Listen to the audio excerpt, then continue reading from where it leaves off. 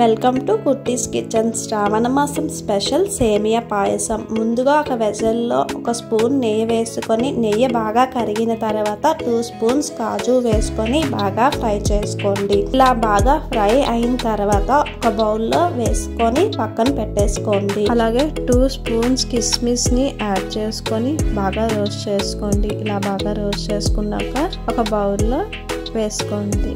ఇప్పుడు ఒక tea glass సేమియాని తీసుకొని అవే వెజల్లో కొంచెం నెయ్యి వేసుకొని సేమియాని యాడ్ చేసేసుకోండి. సేమియా బాగా గోల్డెన్ బ్రౌన్ కలర్ వచ్చినట్టు రోస్ట్ చేసుకున్నాక 2 గ్లాసెస్ మిల్క్ ని యాడ్ చేసుకోవాలి. అలా యాడ్ చేసుకున్న మిల్క్ ని ఒకసారి బాగా మిక్స్ చేసుకుని సేమియాని బాగా ఉడకనివ్వండి.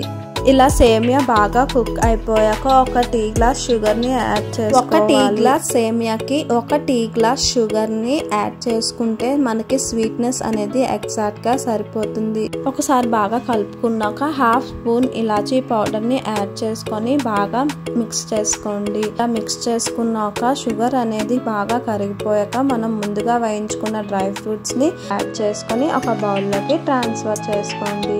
ఈ ఛానల్ నచ్చినట్లయితే like, share, comment and subscribe చేయండి.